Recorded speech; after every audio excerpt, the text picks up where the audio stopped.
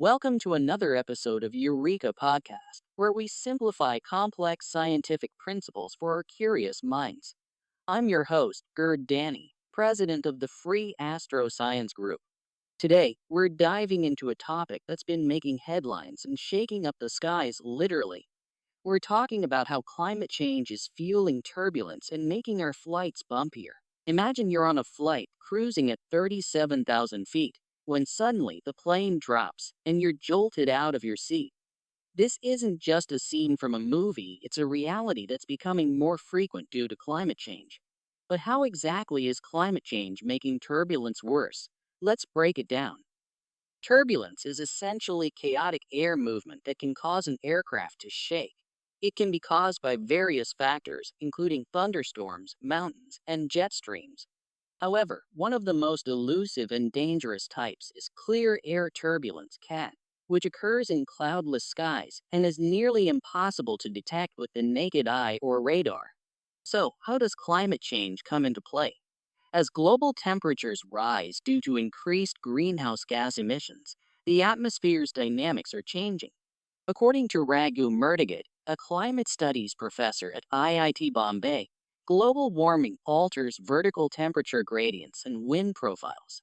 This leads to sharper upward and downward motions in the atmosphere, increasing the frequency and intensity of clear air turbulence. Research from the University of Reading has shown that severe turbulence over the North Atlantic has increased by 55% from 1979 to 2020. This is one of the busiest air routes globally, and the increase is directly linked to climate change. Warmer air from CO2 emissions increases wind shear in jet streams, making the air more turbulent. Recent incidents highlight the growing problem. A Singapore Airlines flight from London to Singapore encountered severe turbulence, resulting in one fatality and multiple injuries. Similarly, a Qatar Airways flight from Doha to Dublin experienced turbulence over Turkey, injuring several passengers. Experts like Paul Williams from the University of Reading predict that if climate change continues at its current pace, severe turbulence in jet streams could double or even triple in the coming decades. This means more frequent and intense turbulence events, especially over busy airspaces like the North Atlantic. What can be done to mitigate these risks? Improving turbulence detection and forecasting systems is crucial.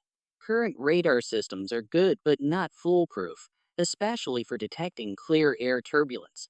Researchers are also looking into natural solutions, like studying birds' flight patterns, to better understand and predict turbulence. As we continue to grapple with the effects of climate change, it's clear that our skies are becoming more turbulent. While the aviation industry is working on solutions, it's essential for passengers to stay informed and prepared. Always keep your seatbelt fastened, even when the seatbelt sign is off, and stay tuned to Eureka for more insights into the science shaping our world. That's all for today's episode. If you enjoyed this deep dive into the science of turbulence and climate change, don't forget to subscribe and share with your fellow science enthusiasts. Until next time, stay curious and keep exploring. Thank you for joining me, Gerd Danny, on Eureka. See you in the next episode. Feel free to visit our website at freeastroscience.com for more articles and updates on the latest in science and technology.